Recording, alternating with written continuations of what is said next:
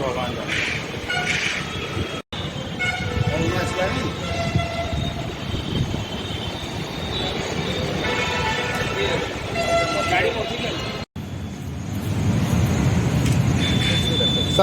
आगे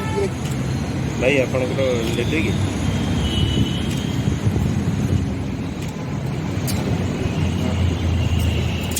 आगे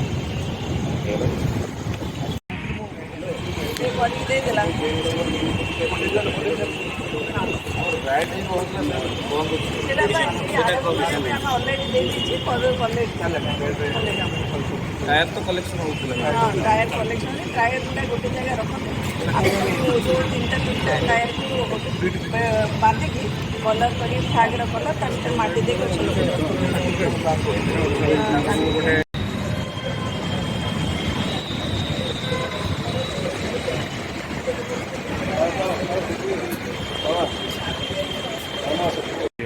मैडम सफ्टे अपनातु एमती गोटे नारा दे आज गोटे गाड़ी शुभारंभ कर मोटो कौन आज 31 अगस्ट पर्यंत भुवनेश्वर महानगर पक्षर गोटे अभियान करा भुवनेश्वरवासी को सुस्थ रखापी से गोटे स्लोगान रही सफाई अपनातु निरोग रुहतु रोगमुक्त हूँ तो ये जो स्लोगान रही लोक मैंने किभली भाव में निज घर निजर आखपाख अंचल बा जो व्यावसायिक प्रतिष्ठान गुड़िक रही तार आखपाख अंचल को सफा रखा सहित निजे केमिति निरोग रे सुस्थ रे से माने चेष्टा करेंगे ता सहित आमर विभिन्न कार्यक्रम रोचे जो थे कि से माने किभली जो वर्षा ऋतु जनित जो रोग गुड़िक रही जमीक डायरिया हो बा डेंगू हो मलेरिया हो ये रोग गुड़िक केमती नहब लोक मैंने केमती सुस्थ भाव में जीवन यापन करेंगे से आम आज गोटे रथ आरंभ होती जोटा कि 67 वार्ड को जीव ता सहित आम जो लोक मान सुस्थ जीवन जो अभियान करने कथा जो भाई भाव में निजे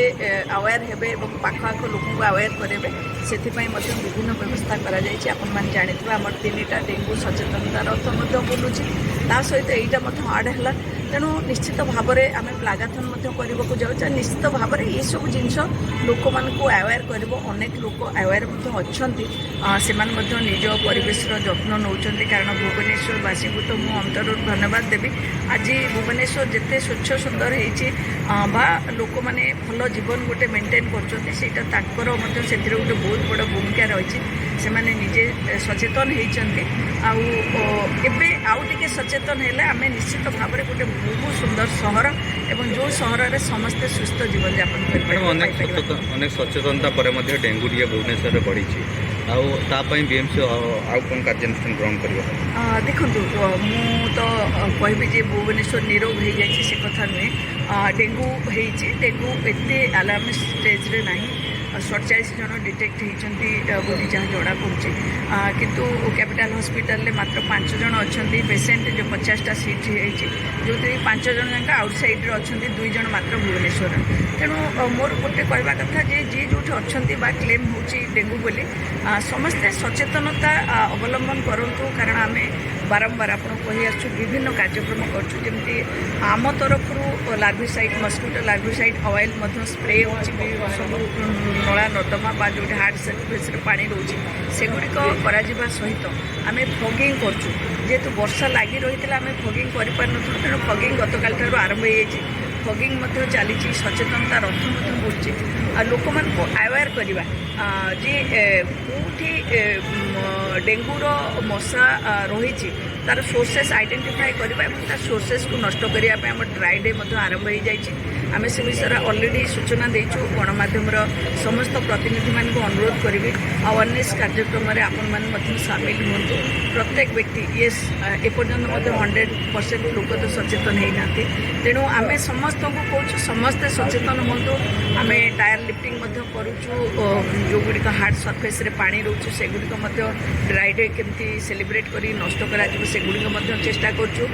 ଆଉ ବିଭିନ୍ନ ଷ୍ଟ୍ରିଟ୍ ପ୍ଲେ ଏବଂ ବିଭିନ୍ନ ଯେଉଁ କାର୍ଯ୍ୟକ୍ରମ ଜରିଆରେ ଲୋକମାନଙ୍କ ପାଖରେ ପହଞ୍ଚିବାର ଚେଷ୍ଟା କରୁଛୁ। ସହର ସଫା ରଖିବାକୁ ଚେଷ୍ଟା କରୁଛୁ। ଅନେକ ସମୟରେ ଅଜାଣତରେ ହେଲେ ମଧ୍ୟ ଲୋକମାନେ ଅଳିଆ ପୁଣି କରିଦେଉଛନ୍ତି। ତେଣୁ ତାକୁ ମଧ୍ୟ କେମିତି ଦୂରୀଭୂତ କରାଯିବ ସେଥିପାଇଁ ମଧ୍ୟ ଆମେ ଚେଷ୍ଟା କରୁଛୁ। କିନ୍ତୁ ଏ ସବୁରେ ଗୋଟେ ସବୁଠାରୁ ବଡ଼ ଜିନିଷ ହେଉଛି ଲୋକମାନଙ୍କ ସହଭାଗିତା ସହଯୋଗିତା ଆଉ ସେମାନଙ୍କର ଆୱାରନେସ୍। ଏତିକି ହେଲେ ଆମେ 100% ସଫଳ ହେଇପାରନ୍ତେ। କିନ୍ତୁ ସେଇଠି କେଉଁଠି ଟିକେ କମି ରହୁଛି। କିନ୍ତୁ ମୋର ଯେତିକି ବିଶ୍ୱାସ ଲୋକମାନେ ନିଶ୍ଚୟ ଧୀରେ ଧୀରେ ତାଙ୍କ ସଚେତନତା ବଢ଼ୁଛି ଆଉ ସେମାନେ ମଧ୍ୟ ସେଇ ଆଗାମୀ ଦିନରେ ଆହୁରି ସଚେତନ ହେଇକି କାମ କରିବେ। ଧନ୍ୟବାଦ।